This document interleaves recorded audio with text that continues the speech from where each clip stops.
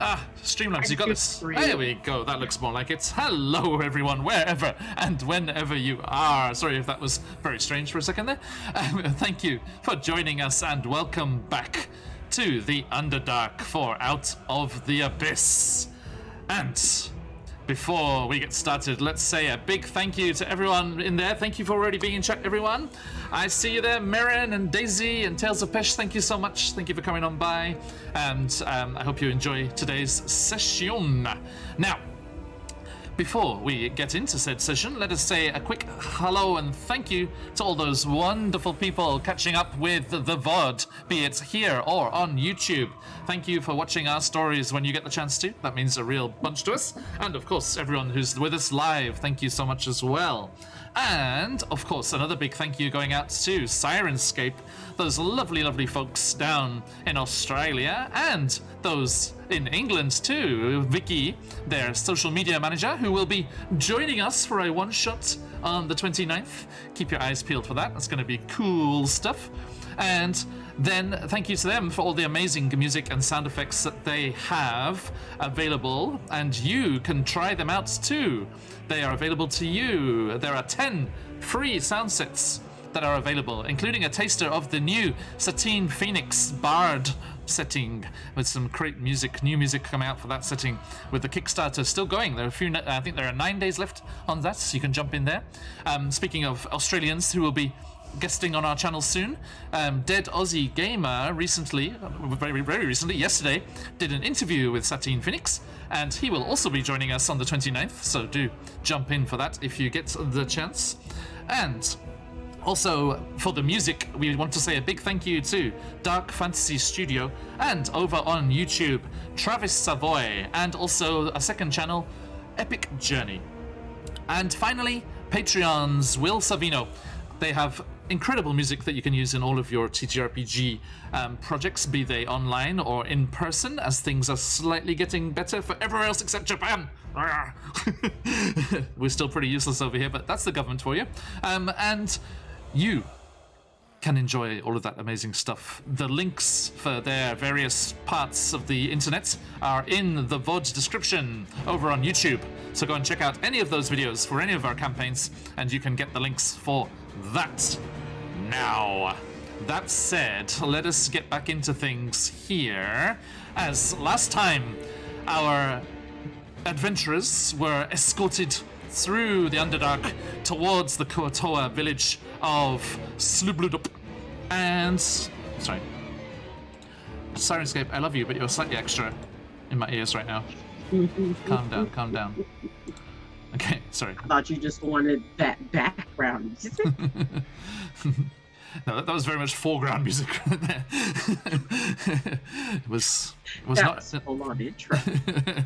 It was. Okay, so yeah, I thought, we're mid-battle. I thought I should do my recap to the battle sound set, and it's not quite not quite at the level to be talking over in a gentle way.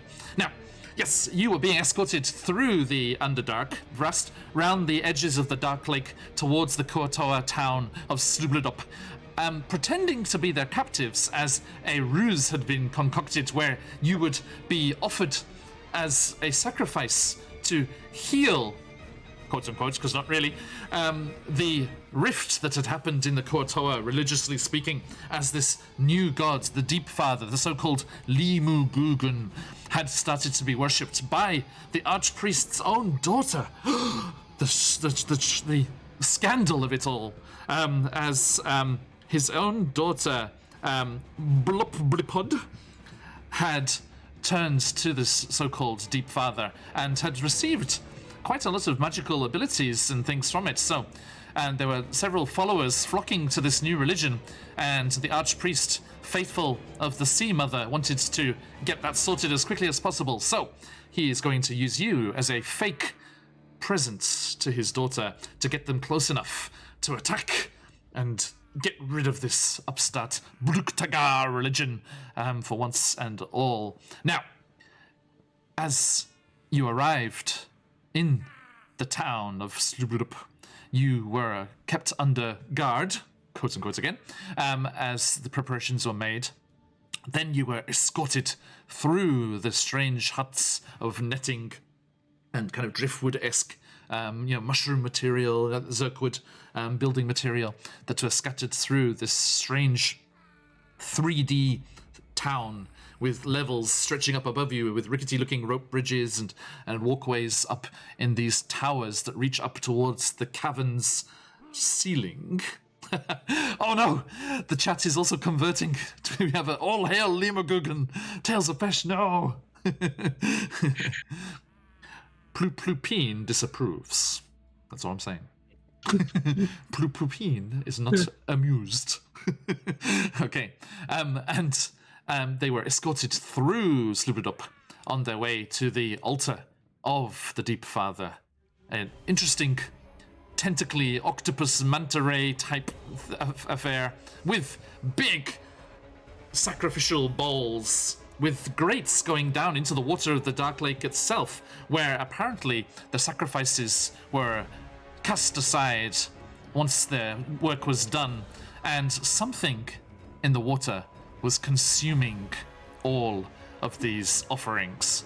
But they were not sure what. Plupine was quite concerned by it all. Now, the plan went well.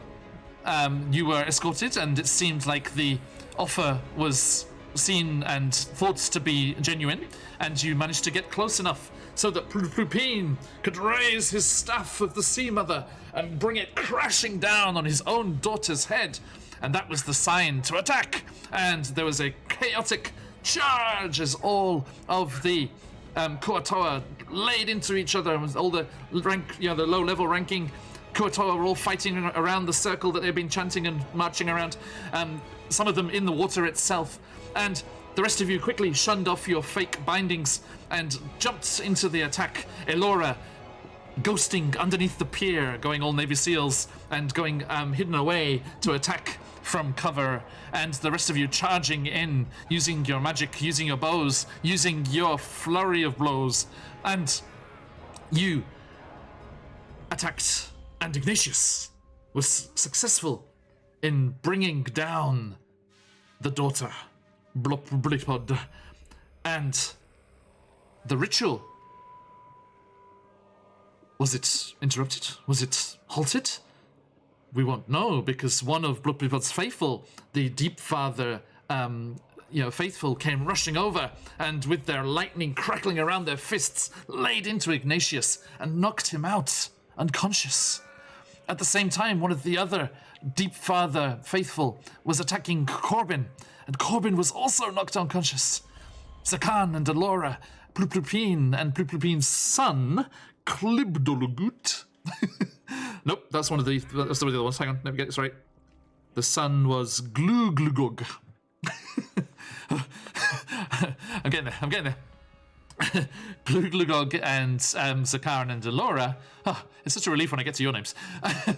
were still fighting, doing their best to hold off Tales of Pesh. Thank you for the host.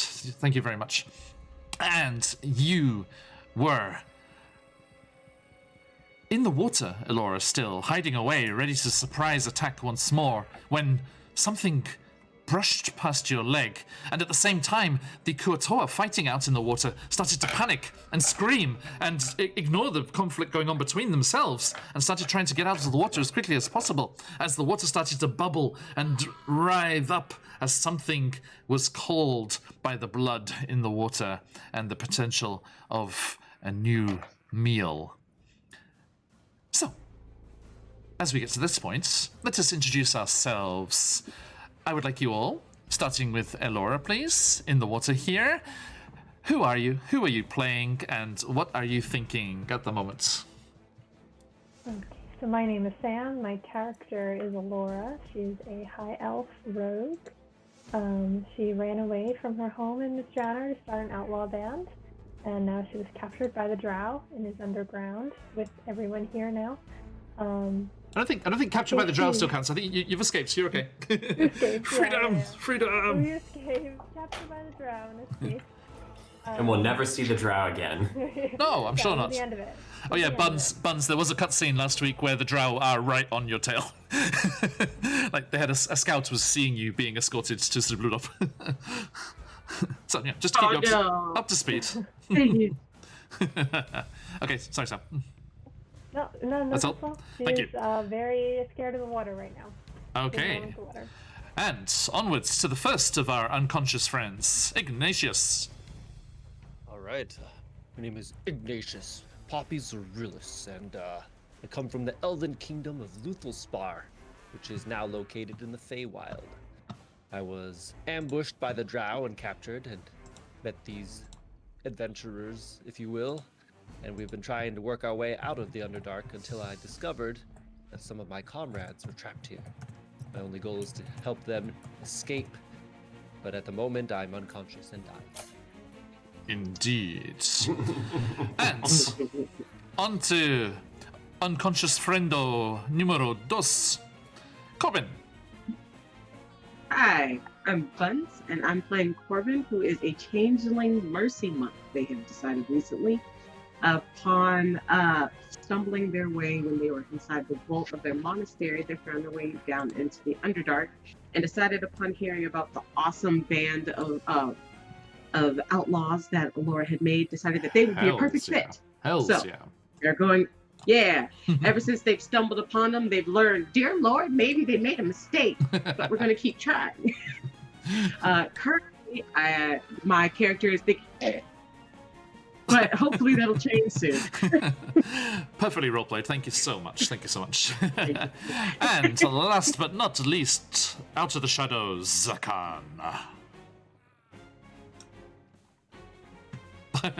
Steven, and I'm Emerges. playing Zakan, the Asimar Ranger, who is, unlike the others, a native of the Underdark. They are a guide. This is Finnegan. With his companion, yes. The chirping. Yeah. He's just helping with the narrative here. And yes, Zakan is on the same mission that they have always been on for over 100 years, which is to find and guide those who are lost in the Underdark and bring them to where they need to be. Indeed. Thank you. Perfectly timed with the music. Well done. All right. Yes, Corbin, you're getting some changeling love from chat because we have Daisy, who will also be playing a changeling in our new campaign starting next month. Okay.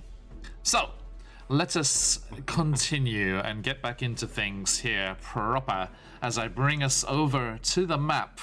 Bear with us for just a second. It might take a second to figure itself out. Although at lunchtime, the internet's usually a bit more... Oh yeah, look at that. Very fast. A bit more responsive at this end of the day. The evening can get a bit laggy. Here we are. Oh, no. Don't do that.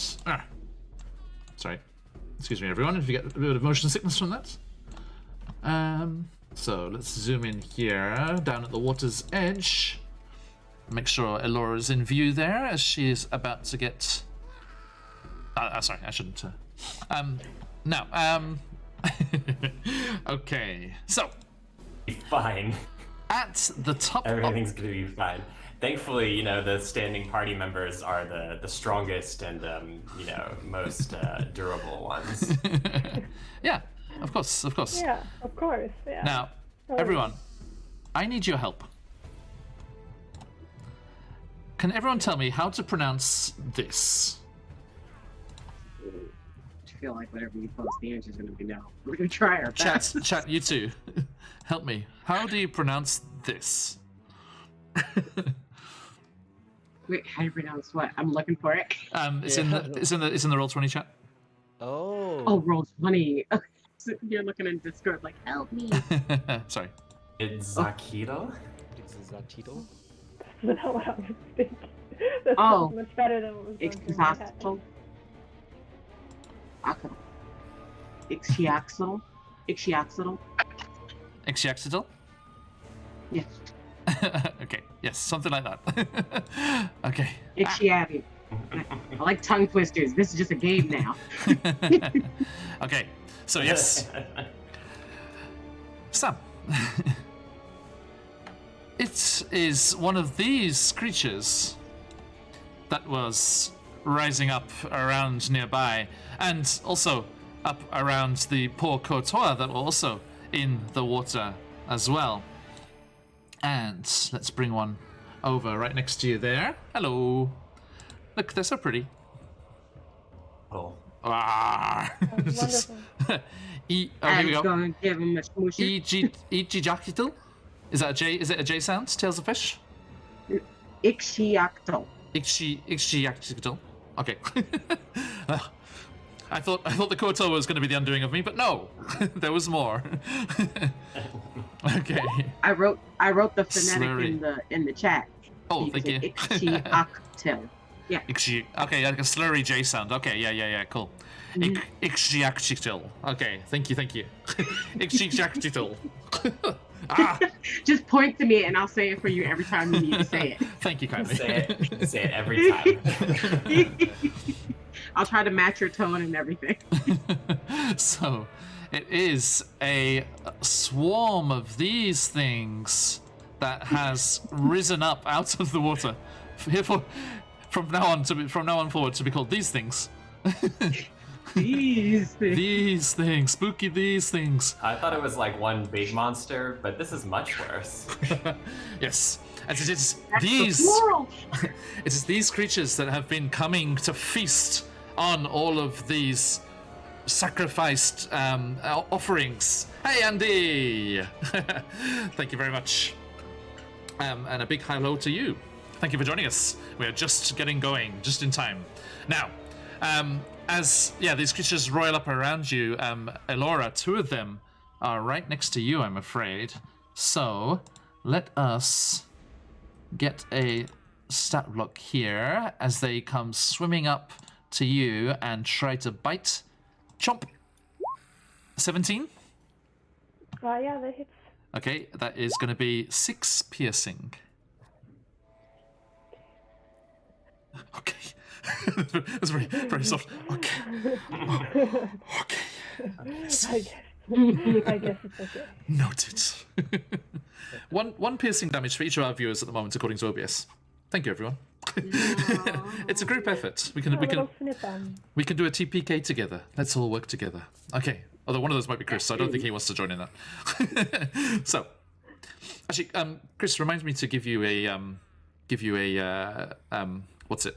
A little green sword, a mod privilege, if you would be so kind. And then when we're playing, because none of the other mods are in this game here, so and then you can smite any wrongdoers.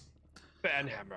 Rah. Right. Although it's become very rare now that I forget who it was, but someone told us a very useful little phrase that you can put in your banned words, and we haven't had any of the spam bots come through since, which is nice. Who's that CarniSideShow guy? He looks pretty sus. Yeah, you might want to take care of that one. Lots of baddies in here. Just keep swinging. Just keep swinging. Yes. Just keep swinging. Just keep swinging. Okay. So that was the first one. Alora. As the water continues to boil and these strange manta ray-looking things come rising up through the murky water towards you. Second one's only a 14? That does not hit. Yay! Okay. Yeah, you managed. As you look down as the first one takes a big chomp out of your leg, you're like, oh shit! And then you see the other one coming and just lash out with your foot and kick it right on the nose. So that is taken care of. Okay, and it is your turn. Okay, I want to run out of the water. Yes. Use my Stupid water! bonus action. Stupid water, stupid mana rays. Okay. And I want to try and get as close to my friends as possible. Okay, there will be attacks of opportunity as you jump out from the water here, as these two manta rays try and bite you, as their dinner runs away. They're like, get back here, lunch! And the first one gets only an 11, and the second one a natural 1. So yes, you nimbly leap out of the water like Luke Skywalker out of the freezing chamber, shoop up into the rafters, and you manage to avoid being chomped on the way out. So you've got control of your token, yeah? You good? No, I don't. Okay, so can you ping where you want to be? Yeah, just right next to my fallen friends. Okay. Yeah, yep. So you're gonna run like between the so down in here? Yeah. Okay. Noted. I think I'm afraid. Actually, yeah, you could have looped around. You have enough movement to loop around and make that okay without. Because the one that just knocks Corbin out was free to attack you as you came running by there, but you managed to avoid that. Okay, so you could nimbly come skipping round to the statue, look down, little satisfied grin at the dead priestess. You're like ha ha ha ha. And then, oh shit. Okay, thank you. Anything else? Any bonus actions? I think for cunning action I can use the dash as my bonus action, so I think I can still attack. No, dash is just another movement. Hey, Okay, DH, okay. go to bed. You shouldn't be awake. But thank you for coming by. Okay, thank you. So, you are... Yeah, your dash is just an extra. You can move up to your movement once more. I'm afraid. Yeah. Yeah, you need to... Oh, but that would... Yeah, bonus action, cunning, you can do a dash as a bonus. Yes. Indeed. So you should have an action still. No worries, man. I think I might be able to attack. Maybe. Now, Chris, help me out here. To dash, do you have to have moved? Well, she did dash, right? Or she did move? Well, She didn't use her cunning action on disengage, so... Oh! Yeah, sorry, why am I... I'm for some reason I was equating the movement and the action. Yeah, you still have your action. Ignore me. Maybe I should have disengaged, then I wouldn't have gotten the opportunity to attack, but I got lucky. Actually, I think it would make more sense for you... Yeah, let's say, because that would make more sense for you to have gotten past... So if you used your disengage bonus action, escaped, which is why they rolled so low. It was a fruitless roll, and then you managed to skip past the Deep Father cultists as well, as you were running towards the action here. And I think I can bring this up again now. I'll stop doing my intro. There we go. Dash doubles your movement when you make it. Okay. Yeah. But yeah, she still has her action, so it's all good. So yeah, you took the disengage, you moved to there, dodging around because when you disengage, it's all opportunity attacks that round. So it's really nice. And then you ran over to the threat, and you still have your action. So what would you like to do with your action? I think this is the whip that's next to Ignatius. I want to attack him with my short sword. Let me have a quick double check. Yes, it is the whip that's there, yeah. Okay, and I got a natural 20. Natural 20! If you've got them, let them fly, folks. Nice. I'm gonna let mine go. Go, Phoenixes, go! Rah! Okay, so roll double the dice and attack. So the first dice, I got a 13 Nice. piercing damage. Okay, look. And that's And the next one I got- with double the dice, yeah? That's... Oh no, you're right. Okay, yeah, that was 13 altogether. So, Double the dice, yeah. oh, that's a good one, Carney. I like that. Nice. Ooh la la. Little touch of Paris. Thank you, Sylvie. Merci beaucoup. Okay, so so whatever that was your short sword, wasn't it? Yeah. So it is it's 2d6 plus 4. Yeah, that was altogether 13, yeah. Gotcha. Thank you very much. So that one is cut viciously in the back as it's still kind of leering over Ignatius. And that means it is bloodied. So that's what that yellow dot is there, folks. We have a yellow dot is bloodied, so all the enemies, the pink ones are the enemies, the green ones are friends for people watching back home. The yellow dot means they're bloodied, and if it's red, like our poor Duergar friend over here, who is a friend, that means they're on their last legs, not looking too good. Okay. And anything else, Alora? You're all done? That's all. Okay, so Plupin rises up and he's doing his Tuscan Raider thing with his staff over the fallen Bruktagag priestess. He's like, and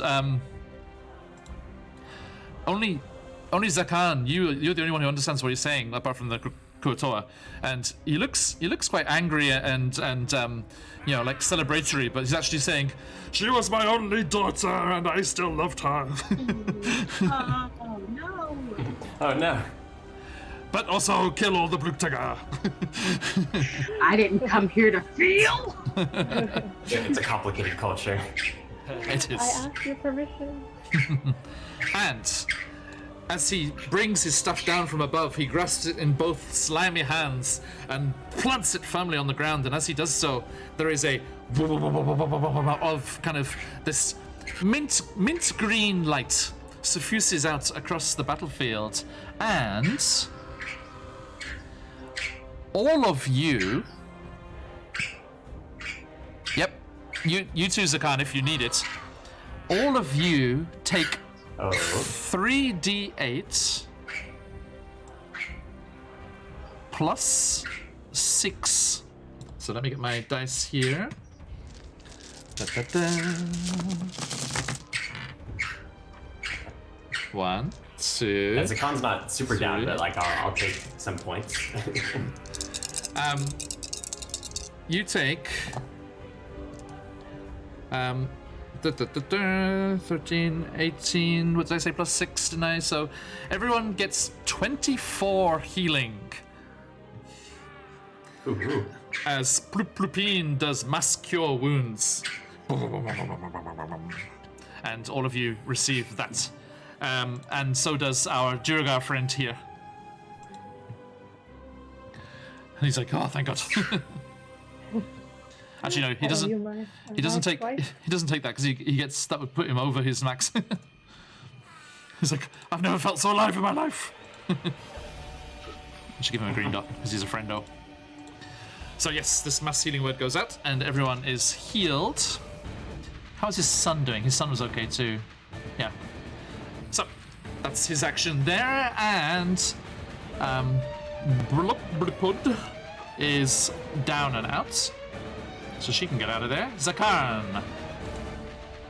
Corbin, you are unconscious, but not dying anymore. Yay! As for you too, Ignatius. So yeah, Zakan, what's Sorry, I your... was muted. Yay! we got you. The very, very kind actions of the holy fish father here. Zakan probably sees Zakan, sorry. Corbin. One more thing. As he does this, he's looking down at Ignatius and he's like, but he's my favorite! Sorry. Continue. They just love Ignatius. I mean, Yep. You can't help it. Yeah, so I think Zakan they'll start to notice the Corbin and Ignatius receive this healing, and they're starting to stir. And so they kind of nod, and then they whip back towards the water where all these awful things are coming out. And they're going to, I think, step about here, inside the sacrificial cup there. Yep. They draw out an arrow to fire. Okay. At the one to the south? Let's see. Yeah, just whatever went to the shore here. Okay. Yeah, so just Go for directly to the south of them. Yep. Welcome on by, everyone. Good to have you here. So let's roll that. We are fighting for our lives in Sloopledup, the Kuotoa city of the Underdark.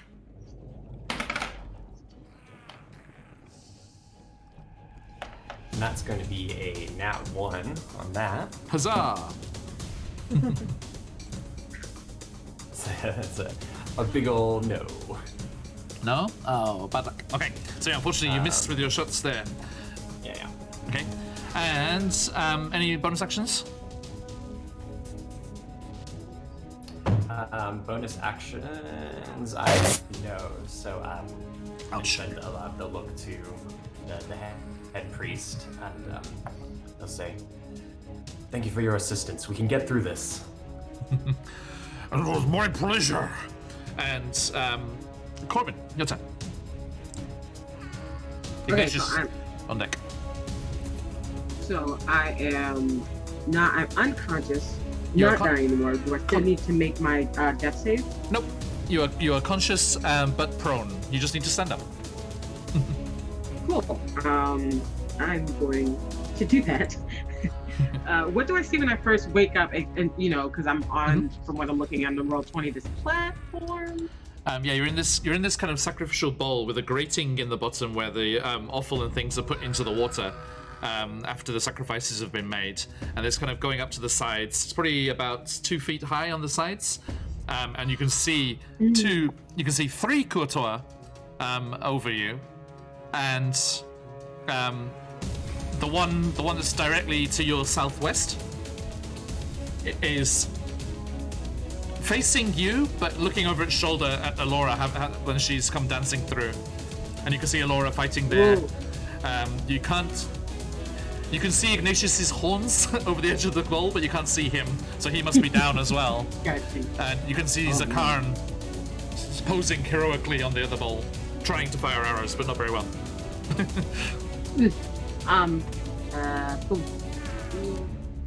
So the one that has the purple and the yellow dot that's directly in front of me, is that the one that is facing me but looking over shoulder? Is the one that's green the one that's facing towards me but looking over? Oh, thank you for the thing. That is, I am going to go ahead and is it possible that I actually don't stand up yet and I stay from my prone position and crawl over and like grab his leg and yoink him so he can go flat down? Yeah, give me a stealth check. Let's see if you can surprise him, because he's looking at Alora. Because Alora's doing trademark funky stuff. Alright, and that's a stealth check, just pulling it up. I'll go with his passive. Okay. That was an 11 plus 5, which is 16. Meets it, beats it. Their passive perception is pretty high. They've got a 16. But meets it, beats it, so you're okay. Just right on the nose. So yeah, you managed to move over without... I mean, you've already proven in this campaign that you're adepts at playing dead. So, yeah. So yeah, you can gain advantage. You can gain advantage on the attack because you've surprised them. Awesome. And as just like really wanting to take him, like if I could get his leg, because you said it's a grate there. Is the grate big enough for me to grab and kind of pull his leg inside the grate? I'm trying to do multiple damage here. Do they have anything down there? I think get it with the pull. We see. I think the grate is that little circle that's like to your west on the map there. This little black dot. Yeah, I guess that will be the grate there. And then okay. And he's outside the thing there, so I think I think getting advantage is probably as far as we can go on this first turn. But if you want to, instead of an attack, if you want to grapple him and do something to him, you could. But that's kind of what I was doing. I was just trying to do it from like below him, from his feet, instead of trying to like grapple him through it to get his neck. But if I'm unable to get to him that way, I just want to do what works. The point was to incapacitate him, so that's one less person. Okay. For them to worry about. Okay. Yeah, you can try and grapple him. That's fine, if you want to. Awesome. Because if he's grappled, then he'll have Muay Thai stuff. Yeah, right.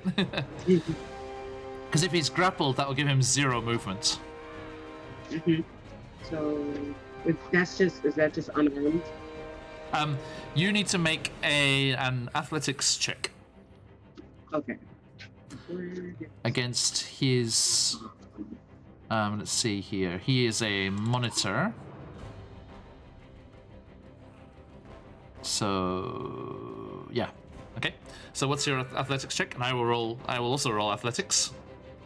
Okay. I rolled a 13, so please roll like a 10. We shall see. Here it comes.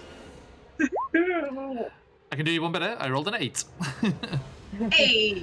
Actually, I rolled 6 plus 2. So yes. So you jump up out of the sacrificial bowl and grab onto his arms and pull him into the bowl. I feel like it's just so random. Like one of those everybody's flying like arm fighting. bars. Yeah. Right? And everybody's just like fighting, and suddenly Corbin just like just suddenly there. So he is now prone next to you, in the bowl. This is just because he smacks his legs on the edge of the bowl, and just you manage to use that momentum and pivot him over, and he cracks his chin on the floor. And he says, "There he is." Ah! That's exactly what he says. And do you want to stand up? Yes. Yes. Okay. So yeah, you jump up to your feet, and now you are standing over him, gloating instead. How the tables have turned! Ha ha ha! Kapow, indeed, Andy. Kapow, kapow. Good monk emoji there. EDH, I said go to bed. Okay, so the grappling was my. Sorry, I'm going to chastise CDH a little bit more here. Especially as I heard Patch raided you, and you had already been streaming 10 hours when he raided you, and that was a while ago. What? You're not doing another 1,000 bits 24-hour stream, are you? Oh, Okay, anyway, sorry. Corbin, please. Ignore me. oh, so the grappling was. I was making sure that I did all my moves. Standing up takes half my movement. I know that. Yes, and then you have grappling would it be my move, right? No, grappling is your action. So you have you have a bonus action. Awesome. And for a bonus action.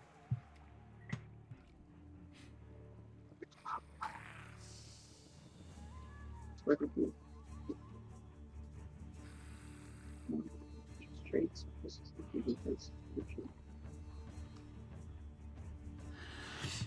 Whether who was it who was saying about the?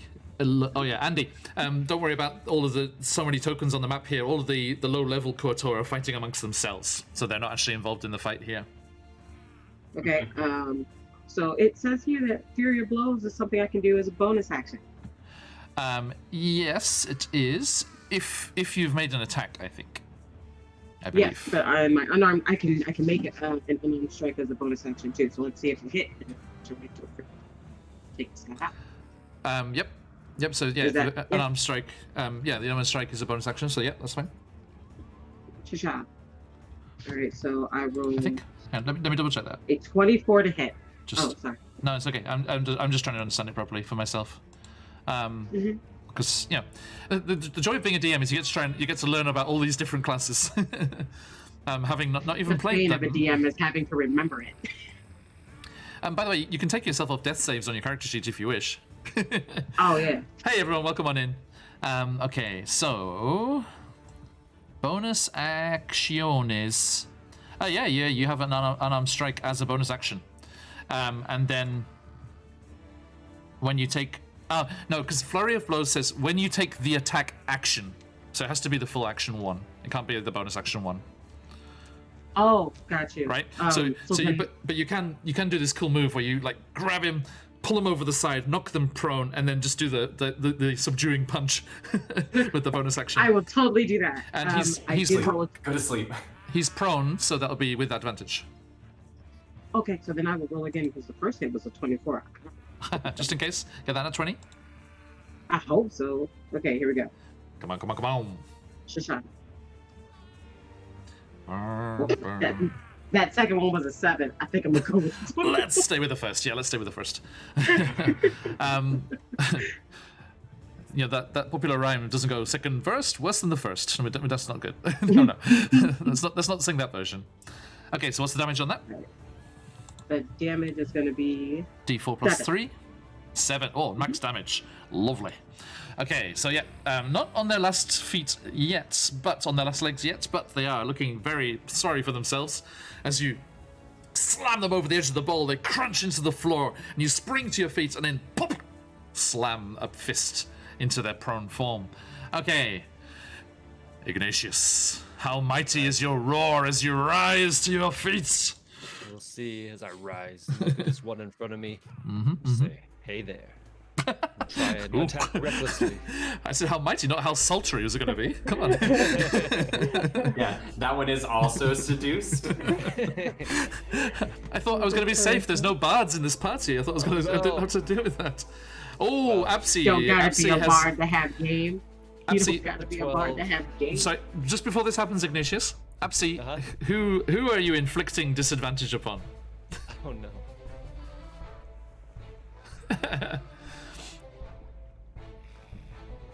So Absi, just type out the character name or DM if it is the DM that you wish to put it on.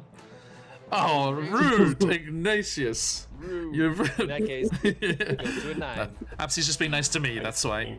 Punching bag of this campaign. Okay. Now, Daisy, who are you awarding your advantage to? I'm afraid it can't cancel out Absi's disadvantage because. I'm afraid conciliatory pies do not work. I'm afraid, Absi. It's not enough. Thank you, friend. Nice try, Kate. Nice try, Daisy. I can't do that because then the disadvantage is 3,000. The advantage is 1,000. Everyone would just cancel every disadvantage. Okay, advantage to Corbin. Corbin, you have advantage when you would like to use it. Please keep a note of that. You may have noticed, Buns, that I set up my channel points. They're now in effect. Okay. That's cool. Can I choose when to use my disadvantage? I'm afraid not. Anyway, that's a 9. Right. A 9. Okay, so yeah. So you're going for the 9, indeed, in all languages. 9. Okay. To your left. Okay, thank you. I mean, it's not much of a miss. It has to be said. Only just miss. But yes, you do feel the hands of fate. One of your ancestors, your ancestral guardians, is angry with you for going down or something. I'm not sure what happened. One of them's a dick. Yeah, is that one uncle? Uncle Jimmy. Screw that guy. Jimmy, is it Jimmy or Roger? Is one of them just which one can you say? Which one can you say angrier? Any Jimmys or Rogers in chat? We apologize. There were no Jimmys or Rogers for the making of this joke. The views of our players are not held by Phoenix Uweki as a whole. Yes. Okay. Thank you. So unfortunately, yes, something knocks your hand. It's like like when Maid Marian blows in Robin Hood's ear, in Kevin Costner's ear, and one of your Absy Doodles blows softly in your ear, and you're like, what was that? and you miss. Okay, and that was the person who's next in the turn order as Klibdolgut turns. He's like, you will all pay for destroying the priestess. You cannot stop our religion. You cannot stop our calling of the Deep Father. And he is going to attack. Which one is he? I forget. He is a whip. Okay, so he goes for you with his bite and with his pincer staff. First, the bite. 19. Wait, to who? To Chris, sorry. Oh, yeah. Okay. He's like, stay down. And that is going to be 6 piercing. Okay. Oh, And he gets then- advantage, by the way. Okay, that was still the better one. Oh, okay. What's that from? My reckless attack. Oh, you reckless attacked on that one there? Yeah. Okay, so the 9 was a straight roll. No. Right, because if you reckless But- attack, yeah, that would yeah, have cancelled yeah, that was a Abs's. straight roll, yeah. Okay. I rolled a 12 after that. Gotcha. And then he lashes out with that pincer staff, the pincer staff that knocked you unconscious previously. 17? Hits. Oh, and the staff causes 6 piercing. Okay. And as he lashes out I'd with like this you to cease fighting. as he lashes out with this pincer staff, it clamps around your massive bicep, and then the pincers just snap shut, and the piercing damage is from these spikes on the inside, and you are grappled by this staff. Which I don't think is a problem, because I don't think you were planning on going anywhere anyway. It's like, no, you haven't grappled me. You are stuck in here with me. Okay, and that is that, and then the Durgar, magically healed beyond his maximum HP, lets out an almighty roar. I'm gonna mess you up, you little bastards! And he just brings his mighty war pick down on the Kuotoa in front of him here, who is a monitor. And let's see here, where are we at? With the enlarged war pick, he gets. I mean, what's the AC on this guy? 13. Okay. So he whooshes around. Boom. Gets an 18. So crashes his war pick into the Kotor monitor. Faithful of the Deep Father there for 6 piercing damage. Crunch. And that one is not down, but still in trouble. And is it just the one attack? Yes, just one attack. So that happens over there, and it is the monitor's turn. So this one is going to quickly go for the Duragar instead, going for this captive that you released, and then supersized himself to attack. He's got a 16. Monitor. Okay, goes for his bite. Chomp. Natural 20. Our Duragar friend not having a good day, but only a total of 6 piercing. Not too bad. And then the fists lash out, and again you see that lightning energy crackling around the fists as he punches. But only an 11, so the Duragar moves out of the way and avoids that. Okay. Oh, okay, Apsy, who's that for? Can you type in chat who's that going to? And then, is that the only one? Oh no, the other one next to you, Corvin. He's like, and he's grappled, isn't he? Right? If that's the one that I've like punched in the face, then yes. He's grappled, which means he has movement 0, which means he can't use half of his movement to attack you. So he is prone when he's going to attack you. But it should be said that my dear friend Apsy just gave me advantage. So, quickly becoming everyone's least favorite viewer, Apsy. Is it a straight roll? So it'll be a straight roll instead, yeah. So he goes, but only on the first attack. So with the bite, he gets a straight roll. God. With the lightning fists, he'll still have disadvantage. So he goes to chomp and gets a 17. Okay. 17. Hits. My glass cannon. Yeah, AC's 13, yeah. So Yep. that is 3 piercing. So yes, he just bites your ankle. He's just like from the floor. What's that one meme? Forget being a bigger person. I'm gonna start biting people. When I was healed, I missed how much you were healed for. It was 24, right? Everyone? What did I say? 24? 20? It was more than 20. I remember. I think it was 24. It was 24. Yeah. 24 sounds right. Yeah. And then Missed opportunity there, Stephen. You're like, no, it's more like 30, I think.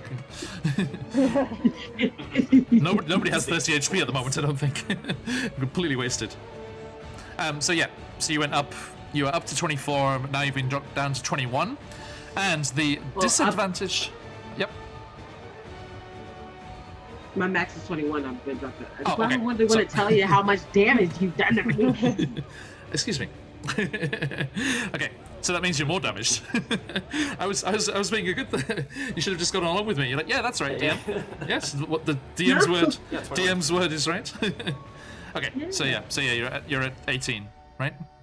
And then the disadvantaged punch with the lightning crackling, arching out behind as the slow motion comes around from the floor. He's gonna try and punch you in the knee and knock your knee out from under you. 15. Yes, you know. 15 still hits, doesn't it? I'm afraid. And that is a total of 12 damage. Can I use a key action to disengage though? On your turn, yes. That's just to move away. Boo. Sorry. So my knee goes inwards. I'm not playing that character with inverted knees, man. This is the absolutely. wrong monk. Thank you so much. The advantage was already appreciated, but the bits, thank you so much. You're very kind. So, yes, I'm afraid. So as the fist... Hey, dead Aussie gamer in the place. Hello, sir. We were talking about how we're looking forward to playing with you on the 29th. Thank you so much. It's going to be a great time. And congratulations once more. Yesterday, it was a wonderful, wonderful interview with Satine Phoenix.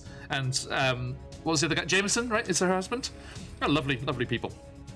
Anyway, you feel the crunch as this fist connects with your knee, and as it does, there's that kind of your back kind of arches, and the lightning just like goes up your leg, and just like ah, and like I'm not sure if that was a Koto or you in that last sound effect there, and you take that damage there. So that is a total of 15, all said and done. So you're on your last legs. Damn. Ha ha ha. That kneecap breaker, you just mollywopped my caps. Did how much damage to me? 15 total. So you're down to 6. Between the bite and the punch. Okay. Indeed, No, indeed. okay. Alora, you're next. I think that's the only... Yeah, there's just the 2 monitors and 1 whip left. Oh no, there's 1 more monitor. What am I doing? Hello, I did not see you there. Oh no, that's your friend. That's okay. So he is going to punch the whip in front of you, Ignatius. That's the son, who's a faithful of the Sea Mother still. So the bites, chomp. Hits for 3 piercing. And then the punch with the lightning... Oh, natural 1, sorry. So 3 piercing on that one. He didn't want to kill steal for you, Ignatius. You know. very considerate. Fine, go ahead. Be my guest, yeah. Okay. No, all yours. Elora Illustris, you're going to go in the water to hide, I assume? Actually, I was going to ask you how tall the statue is. Unfortunately, this one not so tall. Like the one of the Sea Mother was a big tall statue. Do you remember I showed you the picture last time? It's the really gross. Gross thing. Right, this one's, it's more of a, let's see if I can find it for you quickly. Doo-ba-doo-ba-doo-ba-doo. Creatures, nope, go away. Dark Lake, there we go, snoop it up. As we go down here. Shrine Sea Mothers. Bear with me, everyone, sorry. It will be here somewhere. Yes, here we go. Boom. So this, there you are, Buns. This is the altar that you're fighting in front of here. And so yeah, this one's more of a horizontal kind of feel. So it's probably about up on top of the manta ray there. I mean, if you want to get peak Assassin's Creed and perch right up on top of the octopus, would be say 6 feet up. Okay, I remember that. So yeah, I was gonna say, could I climb on top of the statue and then jump off to get advantage to hit this guy? Oh yeah, right absolutely. side? Okay, but I will need you to make a acrobatics check to avoid slipping on octopus goo. Sure. So for acrobatics, a very I got an 8. Oh dear! Oh dear! Oh dear! 6 and I got an 8. Slippery octopus. So Very slippery. you go to clamber up on top of the statue, but you cannot find purchase, and you can still attack. You don't fall prone or anything, but you do not get that advantage, I'm afraid. Oh, all right. So Laura's gonna try and look cool and jump Good off try, the statue, good try, which good is try. Like, this is too slippery. I'm done You- with slippery water. You nervously glance over, but Corbin's not looking, so it's okay.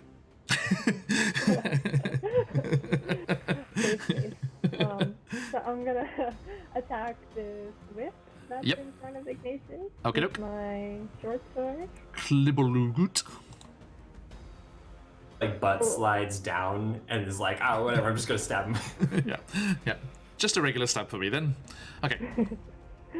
So yeah, the first one was an 8. Misses, Use I'm afraid. my Bonus action. to Yep. try The to hit again. sit offhand. Yep. And next one was a 17. That hits. So roll the dice, just the straight dice. So d6. Straight dice, and it's 1 damage. 1. Okay, so yes, you're obviously very deeply affected by this inept acrobatics, and you're just like, I guess I'll just, yeah, there you go. Okay. So, Ignatius, you're slightly concerned that Elora's heart is no longer in this venture, and you are facing off there against this. I guess just nobody wants to kill steal for you, mate. They're all good. Wow, everybody's so courteous today. Now, Plupin is going to... let's see. I think he's going to spin on that monitor behind him. He's like, you should have stayed in the embrace of the Sea Mother. And going to lash out with his staff.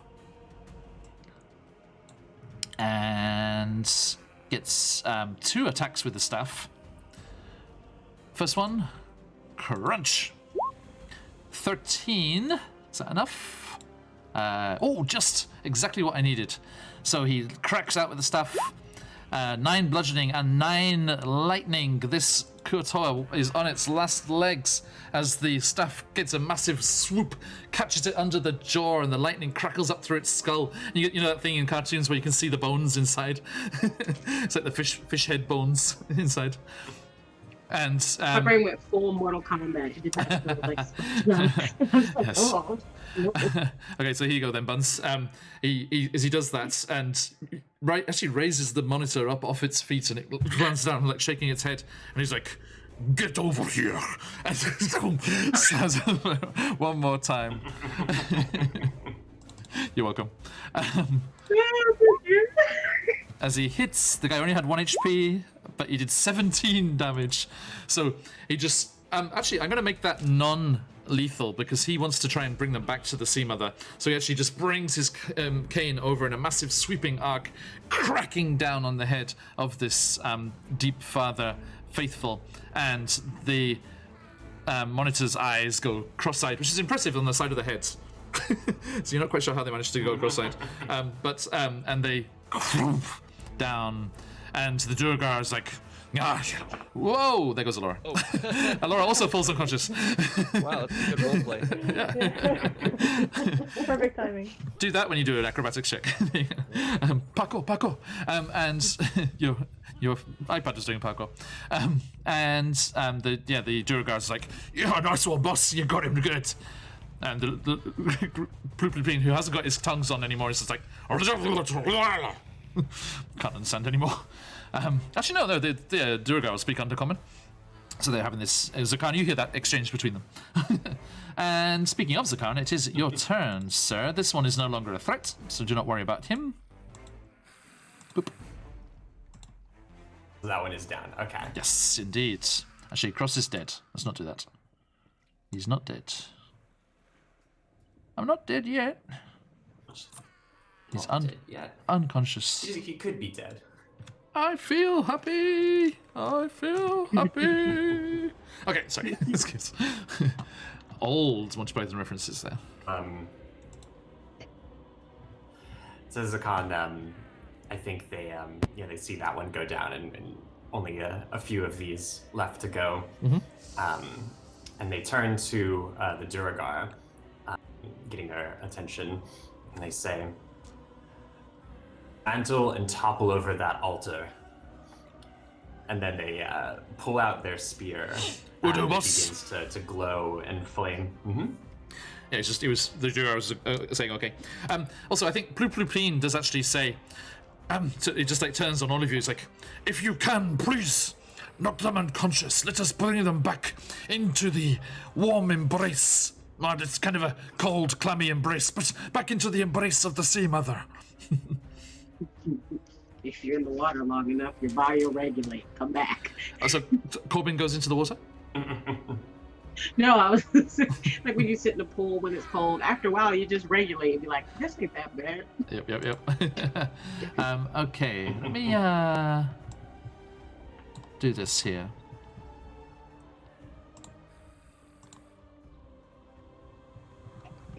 Okay, so Zakan, please. Hey, Abyss. So yeah, they say that to the Duragar to dismantle the altar with their big giant body, and Raw. They pull out their quarterstaff, and they are going to go across the edges of the bowls here, and then jump down to swing at. Let's see. Maybe they'll jump down into the bowl with Corbin, and then take a swing at this one here. Okay. Go for it. Still prone? Yes, yeah, he didn't stand up. He can't move. He chose to attack instead of trying to escape. So, That would be move your advantage. you want to move your token over? Yeah, let me do that. Corbin, you're okay. Yeah, so it's like I'm still far away. This one is small. That one is very far away. Oh no, my map's going weird. Hold on. It's alright, I'll move you. Except you disappeared. happened. Where did you go? Yeah, go for it. Where did you go? Yeah, it did a weird auto scroll. So I'm over by like the edge of the. Oh yeah, I Hold see on. it. I found you. Go back here. Here he comes, everyone. Shoop. Hello. Shoo. Gosh, where am I? What is the map doing? Okay. Sometimes it will, like, if you're zooming in and out, it will still like lock onto that, and when you move the mouse, it will zoom in and out. If you just click on the map, it will stop doing that. Actually, let's go right there. Actually. Okay. Cool. In the thick of things. So to get in amongst people, in the thick of things, and also not towards the water. Oh, okay. Wise. Yeah, so they swing down to try and non-lethally disable this one who's been led astray by the false god. Okay. Karn, is that advantage? Yep, indeed.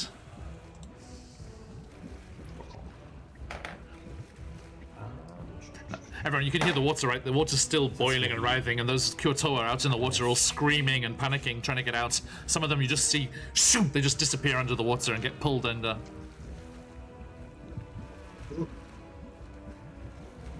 So yeah, Sagan, how'd you go? Yeah, that's a 19. That'll do it. What's the That's a damage? quarterstaff crack. Crack. Let's see. Yeah, it'd be a two-handed swing. Okay.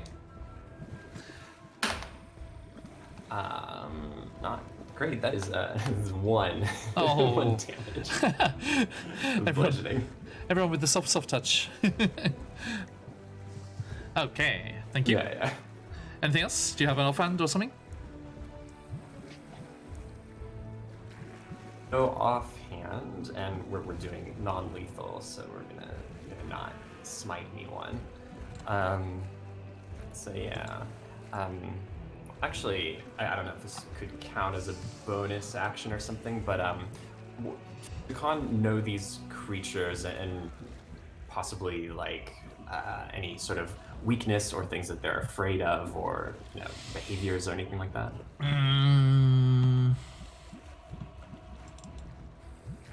On the water. Nothing in particular, really. No, yeah. I mean, they do seem worried by, the ones that are on the Sea Mother's side seem worried about what's happening in the water, but the ones at the Deep Father don't seem to care too much. Are they attacking like indiscriminately, like the Kuatoa, or I guess maybe Zakan doesn't know who's on which side at this point. So. Yeah, it's all just charging around here. Yeah, there's quite the confusing combat, really. But as far as the other Kuatoa are concerned, we'll see how that develops. Okay. Yeah. Corbin. Cool. Well, in that case, yeah. So they just posted. Gotcha. So Corbin, what you doing? Ignatius, Okay, you're on deck, mate. Other than just my knee, he definitely needs to go down now. So what I was trying to do before about my freely blows, I would like to use my action to do an unarmed strike so I can finish knocking him the hex out. Okay. Yeah? Go for it. Pachow. That first roll. Why do I do this to myself? Nope, I rolled a 7. Okay, with advantage? Oh yeah. Okay. I wrote it down and everything. Why did I do that to myself? Chris, ignore chat for a moment. 14. Okay, that hits.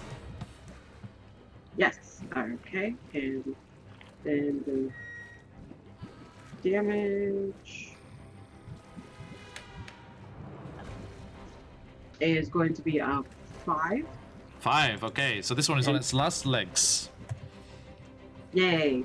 And then I can make the two extra attacks with my fury blows because that hit. Yep. You don't even have to hit. You just have to take the attack. UFC. Yeah, right.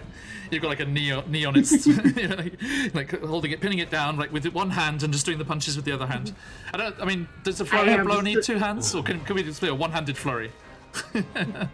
Yeah, it's just double fast. Spinning round, swirling. Don't joke. I have fought somebody like that before. Don't joke. I can well imagine. So my question is, do I have to roll for each of those hits? Yes, please. I mean, roll to hit for each of those hits. Okay, Yes, so the please, first hit, I rolled a Still with 16 advantage. to hit, That'll hit. Is it with advantage? and then All of these are and then the advantage. second roll, that's awesome. The second one is a 13. I think the 16 hit. No, they both hit. They were both on. By the way, Stephen, I got kiwi fruit dice for you down there in New I'm Zealand. allergic to those. Oh, I saw you posted about Sorry. it. I can't do it. There you go. But yeah, they got little pips. They're supposed to be Not eat the dice. supposed to be mint I chocolate cannot ice eat cream. those things. Don't worry. I am allergic to kiwi. Apparently other dice are okay. What? Okay. So yes, And both of those hit, and I'm now rolling the damage. go for it. Shasha. The first one is stop it. The first one is going to be a 5, and the second one is going to be a 4. So 9 total. 9 total. Okay.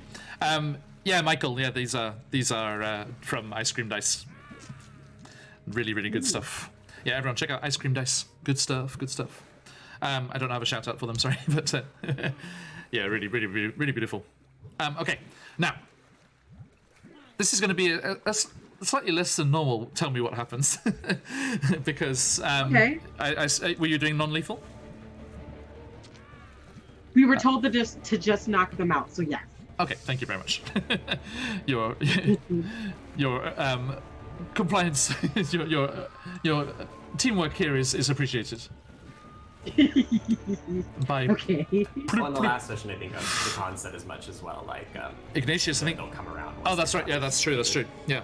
And I think Ignatius might get a new favorite. Watch out.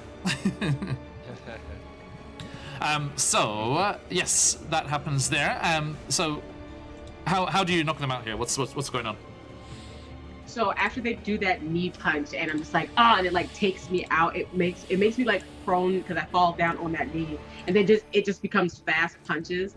And for Laura, who I believe is still in the area, and if any of my other like party members can see me, you see Corbin just kind of snap for a second because they like go down and they just look at the knee, and then their face just goes bone straight, and they look down, and they just go, Bang! Okay, nice. and then they remember.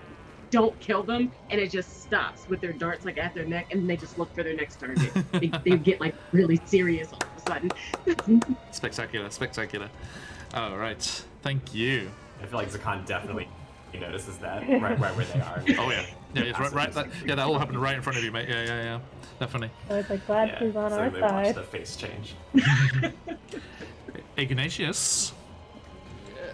one more left. Unconscious and struggling. It's just like, as far as you hear, it's just like, but everyone else, those who understand are like, for the deep father, for the deep father. All right. He still requests that you cease fighting. Go for it, sir. All right. Just reckless again. Ba-da-da-da. Apsy Doodles wants to step in. Okay, I wasn't the only one that No, that you was only coming gives- at my brain like. He only gives me advantage, Ignatius, I'm afraid. I was disadvantaged last time. That's a 19. That'll hit. As the battle axe that felled the priestess whistles through the air. Ooh. It's a 16 damage. He had. Non-lethal. Okay, so you bring the axe swinging around, flat just of the blade. flat first, yeah. Yeah, it comes down like bang. And then Like a at the last minute, flip it to the flat You side. blade smacking people now? Yeah. Just a little pop. That would 100% hit like a truck. That'd be so bad. Like home run batting I mean, you. it's not a You non-lethal. accidentally make the noise. Points to the outfield. Here it comes, people. The flat of a battle axe, I mean, that's like 2 meters squared. It's a lot of metal. There's a lot of metal. Can't go around butting people. Stop. All right. Like a fucking show snovel. Snow shovel. He had 15 HP left, sir. Tell me what happens. Yes. Yeah, I just come in with the flat at the end of the axe and let's. Guys, like really, we don't have to be this nice. Just take him out and boom, hit him on the side of the head with it. Not gently, but non-lethally. Elora's over there. It's like, I wasn't being nice. Sorry, Sam. Let's put words in your mouth. Okay. So yes, the battle axe crashes round, and as you do so, you see that the Kuotoa around and about the area here are subduing the other members, the other followers of the Deep Father. And Elora, Ignatius, as you're looking around, you see a slight movement. And you see that the High Priest's daughter, Blipod, with the blood gushing from Ignatius's fatal wound, is still moving ever so slightly, just right on the very verge of death. Like, you know, she's done her death saves and failed them all. The last one is about to be failed. But as she does so, her little fishy mouth kind of like opens in a snarl of these little kind of piranha-like razor-sharp teeth, and she hisses her last breath. It's too late. It doesn't matter whose blood it is. And she just rakes across her own throat, and the blood from Ignatius's axe wound and this sudden tearing of her flesh spills her blood across the altar. Even as the Durgar is kind of like coming around towards it. And another sound rises up above the sound of the Kuotoa.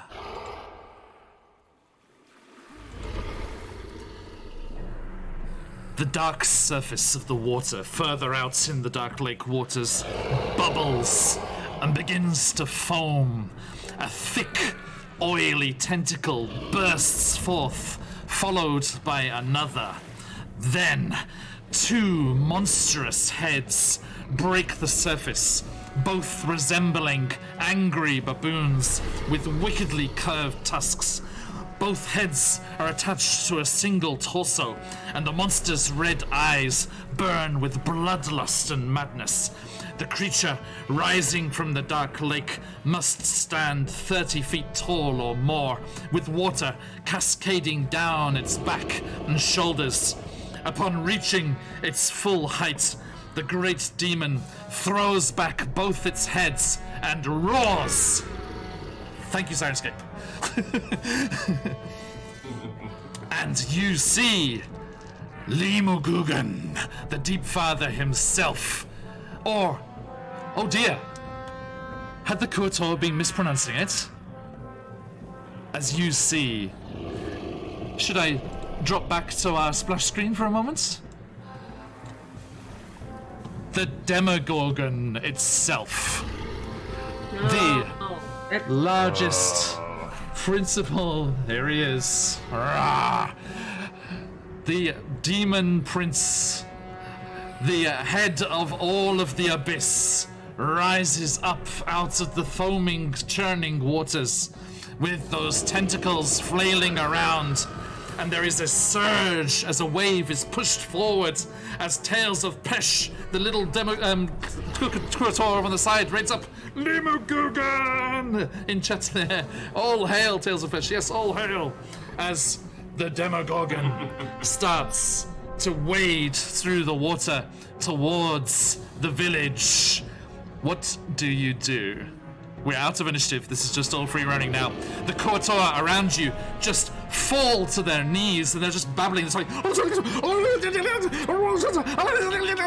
and like even the ones that were faithful of Limaguin, just the emergence of this chaotic, this otherworldly form has driven them mad. Speaking of which, I need everyone to make a save for me as this hideous scene emerges from the water in front of you. All of you need to make a charisma saving throw. Charisma. Oh, okay. So, 13.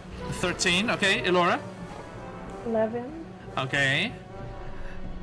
Ignatius? 21. Nice. Sakan? Well, I mean, you got a lot last time, so you make this one. Hey, Macbeth. It is I, the Demogorgon. No! 9. A 9, okay. Ebix, who do you want that to go to? Sorry, a little missed the saving throws, but... Okay. As this creature rises up, Elora, Zakan, you just feel the terror of it just grip all of your form. You're just driven, just panicked by this horrible, hideous, otherworldly, just unimaginable sight of this creature rising up out of the water. Yes, Koto, that's right. Ha! Indeed. And you are going to, unfortunately, be afflicted with a little bit of madness. Just a soupçon. As a tree. Ignatius avoided going to level 2. Well done, sir. You're already at level 1. So, I need Elora and Zakan. Please roll me.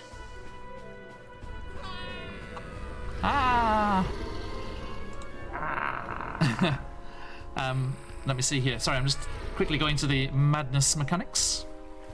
Madness, this is madness. Okay, Elora, Zakan, roll me a D100. Now. 1. No, sorry, wait for a moment, sorry, hold that thought. Ebix, sorry, you have to call it before we roll the dice here. Who would you like to have the advantage?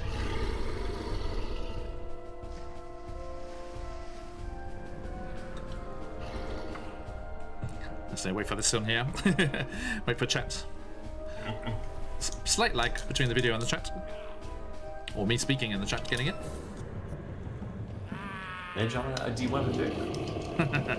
Yes. Actually, I think we can save this advantage for something else. Okay, advantage to Elora. Because, I mean, I don't think the lower end of this table is better than the upper end of the table. I think it's just a bunch of different similar effects.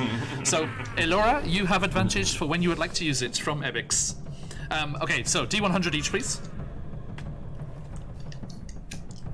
18. 18. Thank you. 8. And an 8. Well, you both got the same one. Okay. And it's kind of 68, fitting. 68. Oh, sorry, I misheard you. 68. Okay. Right. So, Elora. I didn't like that. I didn't like that sound. As this fear, a fear that you've never experienced before in all of your raids, all of your experiences here in the Underdark, all of the combat you saw up on the material plane up above when you were raiding caravans, even when you were on death's door, you did not experience anything like this, and your mind just snaps somewhere in there, and you retreat into your own mind, and you just curl up down, you just go crunched, and you put your hands around your knees and start to rock back and forth. You are paralyzed for 2 minutes, so it could be worse, but you are paralyzed in this immediate effect here, and this creature, whatever it is, will be upon you before that, you can be assured. And Zakan, you see this creature rising up out of the water, and nobody else sees it, but you see other similar hideous creatures breaking the surface to the left, to the right, behind it, and all of them start surging towards as you start hallucinating all of these other worldly entities coming to attack and kill all of these things that you are set to protect, all of these innocent creatures, and you have disadvantage on ability checks for 6 minutes. Thank you, Avix.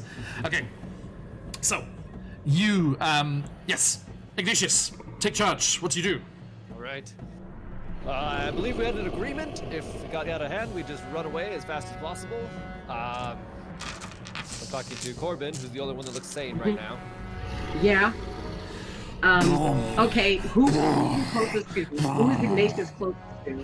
And who am I closest to? I think I'll just pick her up and start running as fast as I can. Laura, Yep, and I can't protect myself. I can't protect anyone. We're all gonna die. I can't do anything.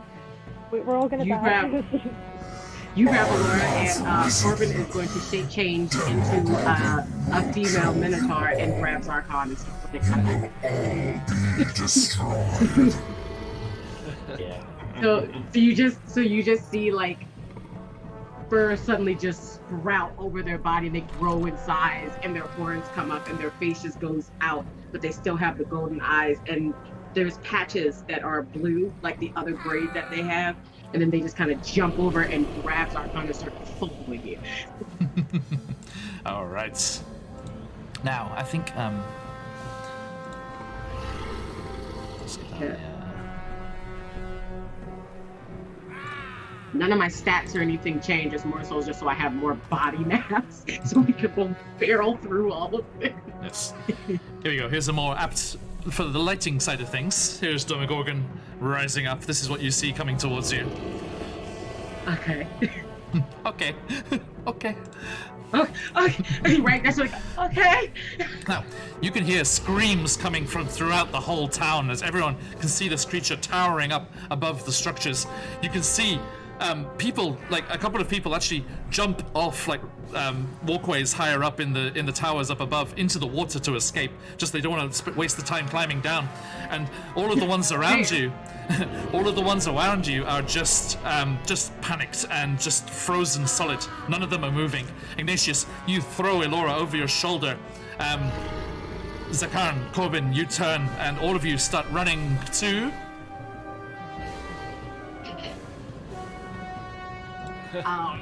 Good question. Is there?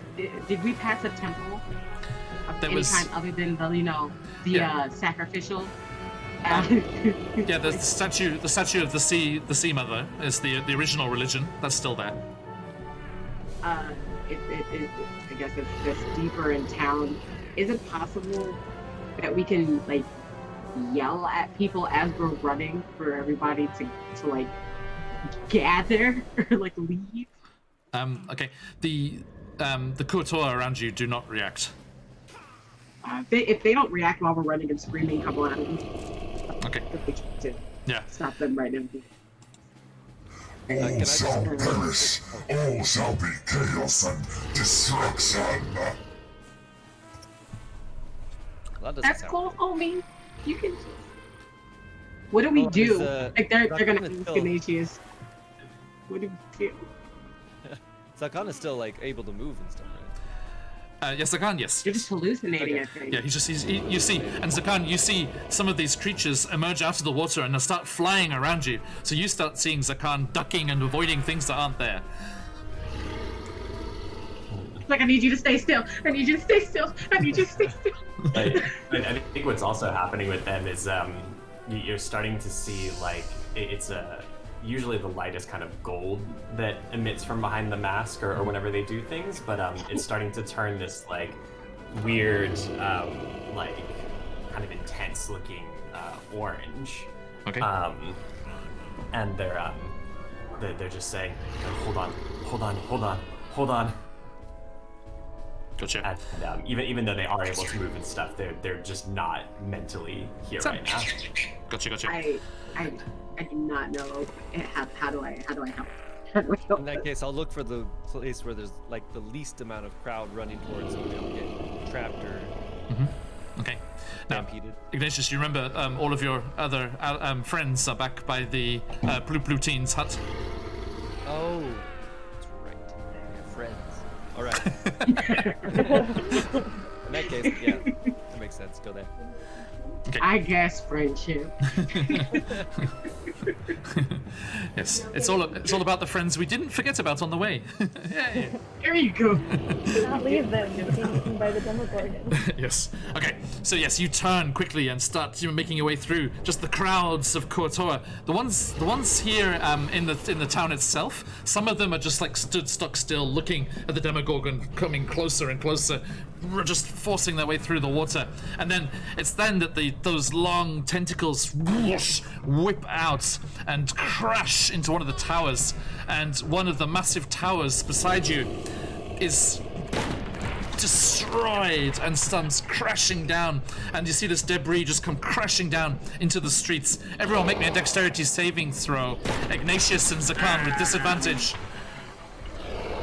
Laura, you're paralyzed. You can't do anything.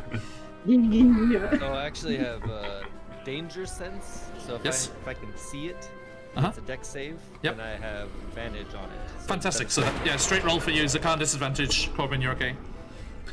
So dexterity saving throw, everyone. Go. Ignatius. 18. Okay, Corbin. I rolled 15 base plus, you said dex save, so plus 5. Oh, 50 plus 5. 20. Unnatural 20. Unnatural 20, yes. Okay, Zakan. I almost called it a Well, dirty the first one was 23, but I'm at disadvantage. That's an 8. 8, okay. Oh no! I'm afraid. But I'm holding themselves. Right, yeah, you dodged Does something that that wasn't help there. anything? Zakan, you take 2 bludgeoning damage as some of the debris from this tower hits you as it's falling down, and it's crashing down to the street, just and you're just ducking and weaving through it, trying to get back towards the rest of your friends, and you just hear the huge roar behind you. A will before me, all shall perish, all shall be consumed. And it's just surging forward. And then, Corbin, I think you just kind of like look over your shoulder as you're dodging some of this debris, and you see the Demogorgon reach the docks at the edge of the town, and it just whoosh, and just you see boats, and you see the altar of the Deep Father. He obviously wasn't too keen on the religion, and a bunch of the Kuotoa that were gathered around there, paralyzed with fear, are just sent flying through the air, just to crash into the cave wall. And then the other one comes swinging round, and another tower comes crashing down on the far side of the town from you. You see the rest of your friends just like all duck down, and they're all. You see Prince Derendil, who seems to be triggered by some of these things, is looking very aggressive, and he's like, "Come on, we have to get out of here!" And Eldith, the dwarven scout's like, "Yes, come on everybody, we gotta go. We can't be here." Ignatius, what happened to Allura? It doesn't matter, come on, let's go.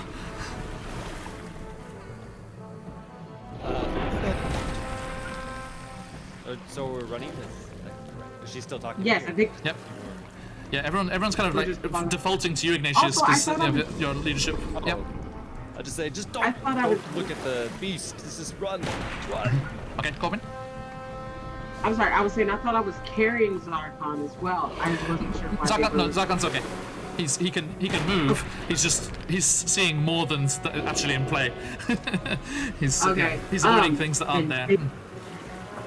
She should not help me. Yeah, I think a few times you have to like grab him and like steer him in the right direction. And It's like, just, yeah, okay.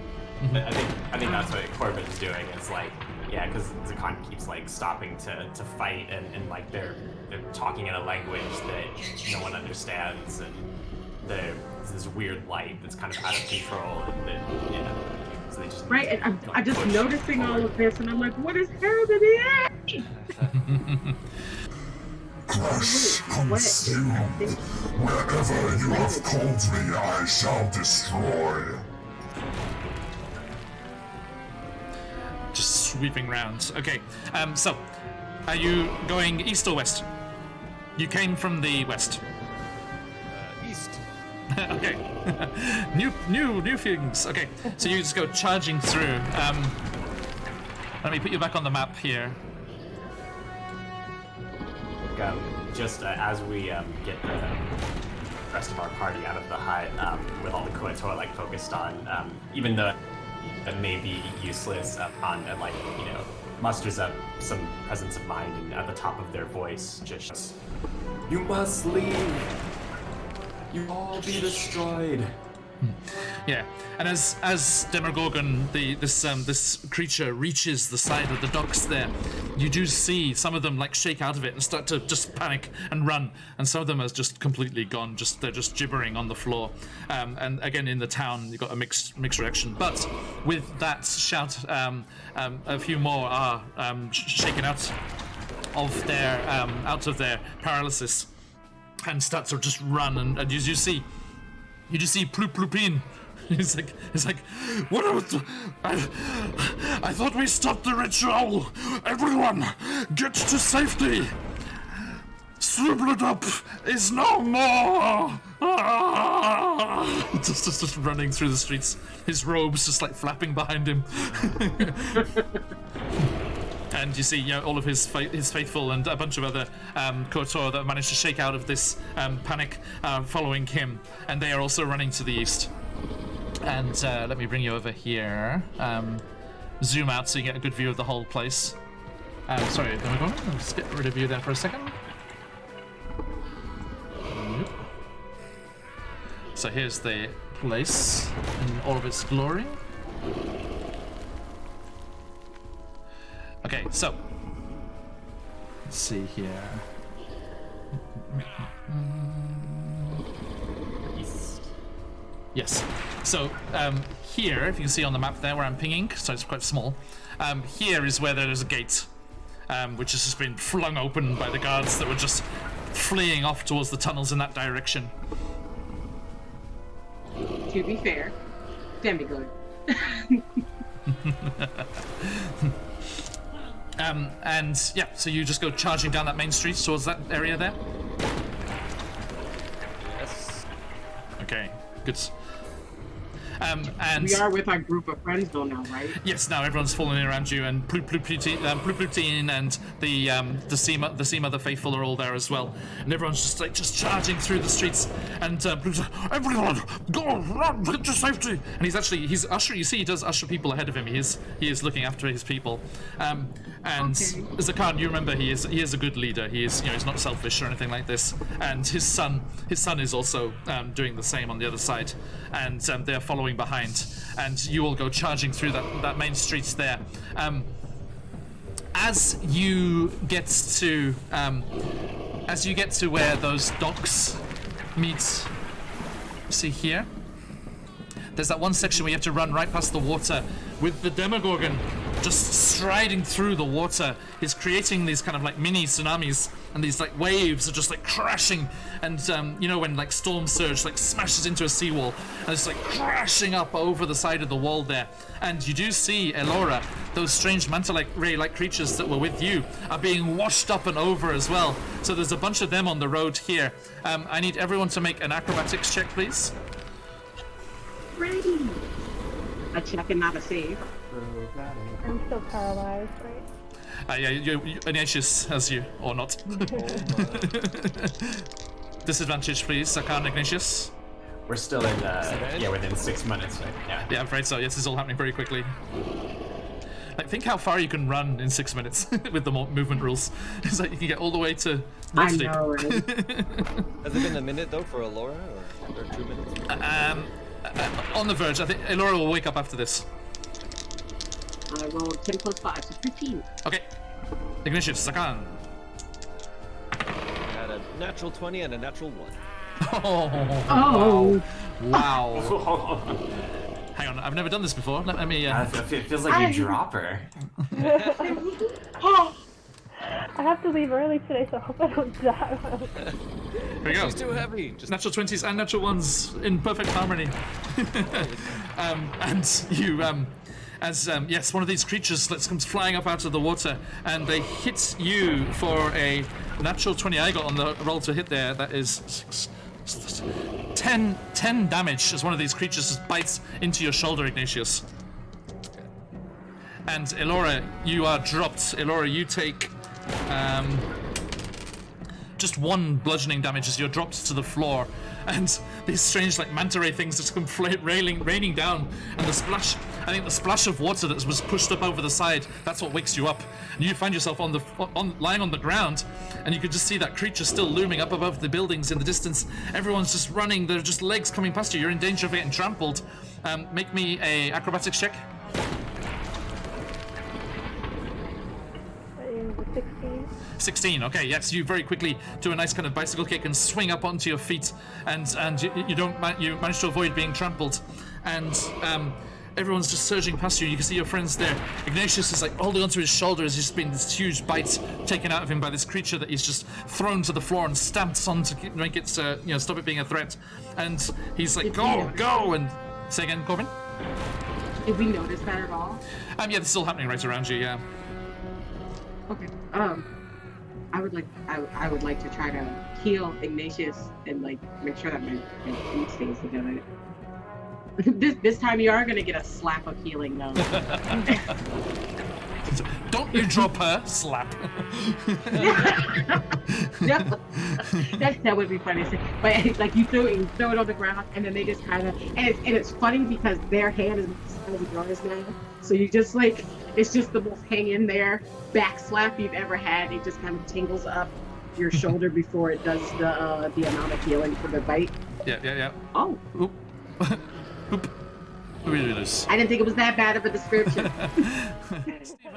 Stephen, no, not like this. Couldn't do it anymore. I do have to go though, but Yes. yeah, Alora Okay. is dashing, is going as quickly as she can.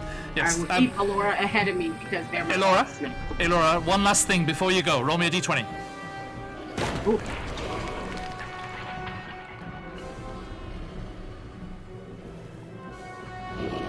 Oh goodness, 1. A 1. Okay, Oh, that's wow. good. No, that's good. It's good. It's a rare instance where high was bad. On a 17 to 20, some of the crazy Koto would have tried to attack you. So, bye. Good luck, everyone. Thank you. Thanks. Okay, Stephen. Get that camera on, buddy. So, Yes. So excuse us, everyone.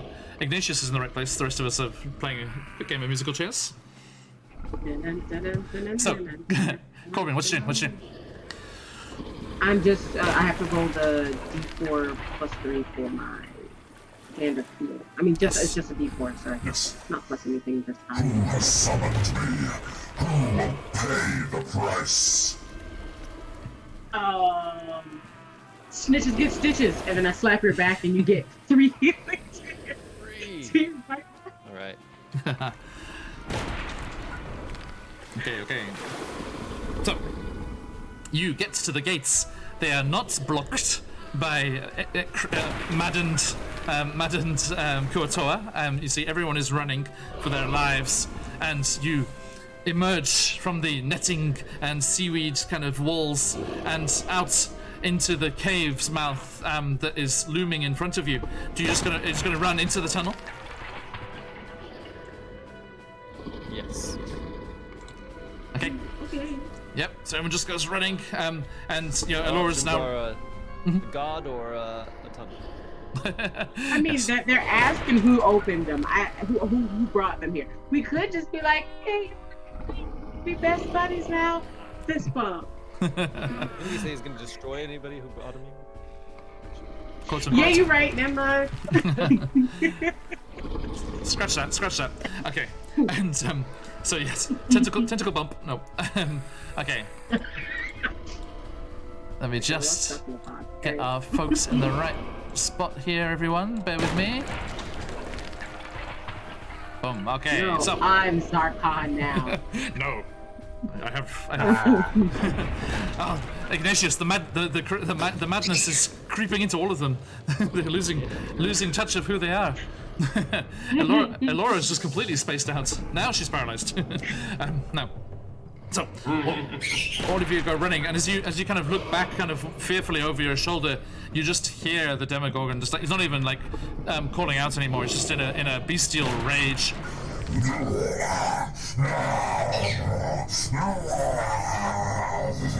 and just wades into the town proper. The tentacles smashing through those towers, crashing and destroying the huts. You see the Plupluteen wails in dismay as you see the statue of the Sea Mother just get crushed under a mighty foot, and he's just spinning about himself, crashing down. There are still some poor Kortoa in the ruins of the village, too driven to madness to escape. But the ones you were able to help were summoned along with you, and you all spill out onto this rock shelf next to the lake. The water's here still splashing up, and again you can still see the edge of the water there, full of those manta ray kind of creatures, all just like up at the edges, trying to get their teeth into the prey that is so tantalizingly close. And you rush across this jagged rock shelf, and again, as I said, you see this jagged cave mouth, just a gash in the wall on the far side, and Pluteen's like, "That way, everyone! Into the tunnels! Away from the water!" And you all just go running across, and one last tower just comes ponderously crashing down behind you, and you do that strange thing where you don't run to the left or right, you just run in the direction it's falling. And it's coming closer and closer. And Corbin, you do a leap and tuck into a forward roll and spin as the tower crashes down on your heels. And back up to your feet, and you all duck into the darkness and into the tunnels of the Underdark. And the roaring and the splashing and the crashing and the screams slowly dies down behind you. And you find yourself in the tunnels, away from the town, away from Limugugun. And you carry on for about 10 minutes or so. Zakan, you're no longer seeing. I think by the time you got to the tunnels, you stopped seeing these hallucinations. And you find your way further into the dark. And I'm just going to pop this up a bit now. And after traveling for quite some time and thinking that you're safely away, far enough away, you come out into a fairly spacious cavern. And you look around, everyone, and you see all of your fellows are there. All of the escapees from the prison, Prince Derendil, Eldif the dwarf, Jimjar, the twins, Topsy and Turvy, Sarith the drow, and Shushar are all there, gathered along with, let's see, 19 Kuotoa of the kind of higher ranking levels, and 38 kind of regular Kuotoa, all mixed, men, women, children, just all evacuated and dashed out of here. And you can see Pluplupiin is, even as we speak, is desperately clambering up to get some higher ground and get above everyone else. And he's like, my friends, see what absolute insanity my daughter's misdirected actions have visited upon us. This is what comes from the Bruktagar. This is what comes from leaving the Sea Mother. We must stay true to our faith. We must rebuild. And we must thank our friends for helping us escape and putting a stop to the Bruktagar unfaithful. And the Kuotoa face you with their luminous eyes kind of semi-shining in the dark. Just this sea of eyes. It's like these, what would it be? I said 38, right? So 66 eyes was all turned towards you. And fishy eyes. Yeah, all these little fish eyes. And and actually, Zakan, you notice you've been the most perceptive. Even Pluteen's son who was very angry that outsiders were helping at first. Even the sun kind of catches your eye and gives you a nod of gratitude. And you find yourselves away from the dark waters, away from this crazed abyssal beast, this prince of the apocalypse, if you will, that has risen up out of the abyss. Roll credits, but we don't have them yet. Okay. I can do that on Curse of Strahd. We actually have credits that I can roll in that system. What dramatic song do you want to accompany the credits as they begin to roll? Oh, that's on the splash screen at the end. Maybe that will, everyone can enjoy that. Thought you were gonna sneeze. I was waiting. Nope, I was just stopping for a moment. Okay, so everyone's just panting with exhaustion and wounded. You know, other people were trapped in falling debris as well, and they were hauled out by their comrades. And everyone has made it to safety. You can still faintly echoing down, even though you've traveled quite far. You can just still hear destruction and roars just coming, echoing down the rocky, caverns towards you. And Pluplupin comes over to you all. Zakan relies on you to translate, as he can't use his magic at the moment. Everyone, we cannot thank you for what you have done today. You take pause. He's like, isn't that phrase, we cannot thank you enough?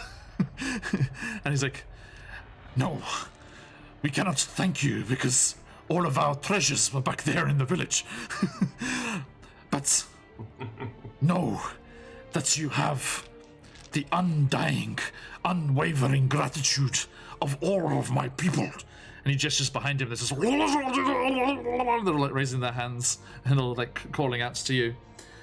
And anything that we can do. And once we are able to rebuild, once that creature has gone on its way into the Dark Lake, we shall rebuild. And you will always have a place in Slubladopolop. As they rebuild and do an extra vowel on the name of the place. So that must have been the third iteration. So it was Slu Blue Dop. So that was the third rebuild. So Slu Blue Dop. Oh, Polop was 2 extras, wasn't it? So yes, Slu Blue Dop. Peep. I don't know. Anyone in chat? What should Slubladop's new name be? Vote now. Yeah, the most important question is, did Goop get out safely? Goop is over there enjoying some sashimi. So Daisy, you can tell Cos that Goop is okay. Goop brought snacks. And as you know, Goop comes over with their Gwyneth Paltrow voice and says, I think you should all try these healing crystals. And they start waving these crystals over you. Secret crystals.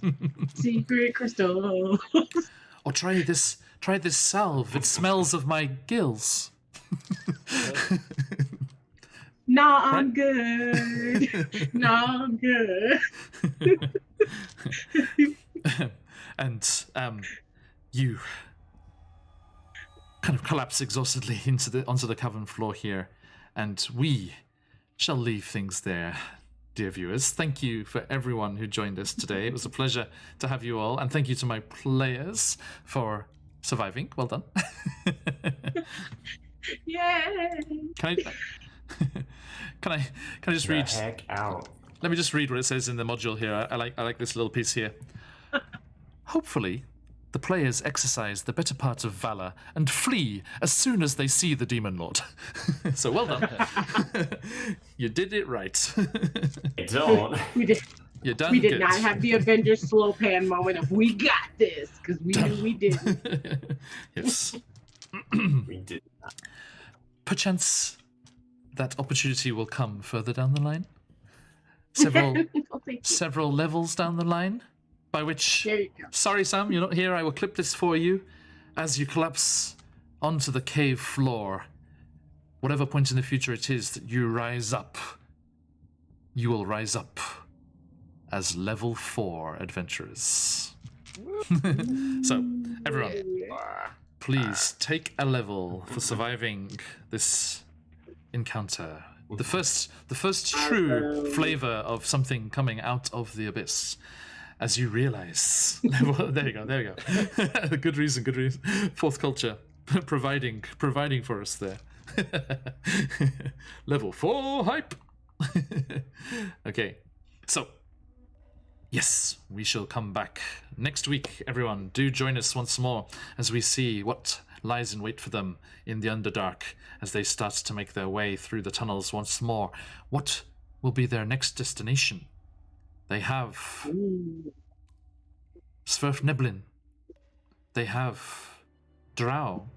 They have heard tell of the Durgar city of Grattlestuk. They've heard of the Sverfneblin capital being repopulated after the Drow almost exterminated their race. Where will they head? Will they travel to the Myconid Grove to bear news of poor little Sprout's sacrifice that he gave for the party? Join us next time when we find out what happens on our next session of Out of the Abyss. But if you enjoyed yourselves, do give us a follow so you can be notified when we will be going live, and give the Twitter a follow as well to see the news of what's coming up there. And if you enjoyed yourselves, do join us again on Thursday if you're in North America. Although if you're like Buns, it is Thursday now. Thank you, Buns, as always. Sorry, very late. Yes, thank you all for joining us, and do come back later on today for us. Thursday morning in North America, we'll be back through the mists in Barovia for Curse of Strahd in the town of Vallaki. Then, tomorrow, now this is a very important one, do pay attention.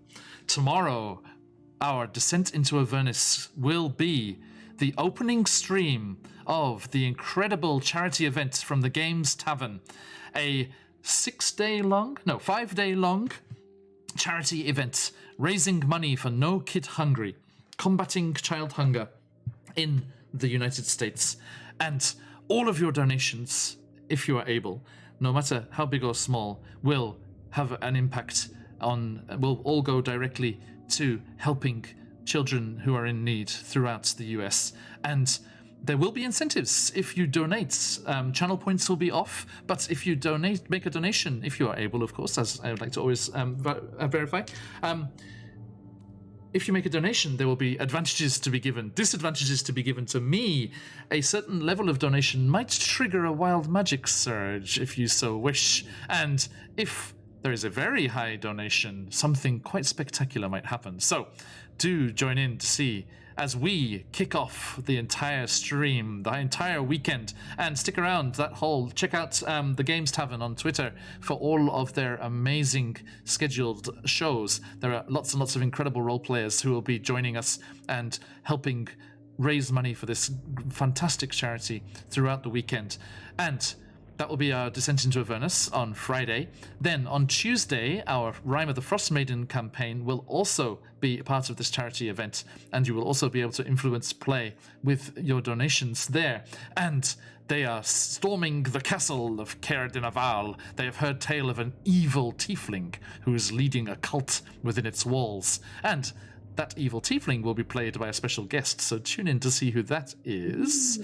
And then we'll be all the way back round to the Underdark once more next Thursday or Wednesday, depending on where you are. But thank you all very much. Stick around. We shall go a-raiding. If you've got them, let those phoenixes fly. But until next time, we'll see you all in the charity stream. Do come on by, even if it's just to support us and cheer everyone along. But that would be very much appreciated, as always. But until then, as we like to say around these parts, Johnny. Thank you.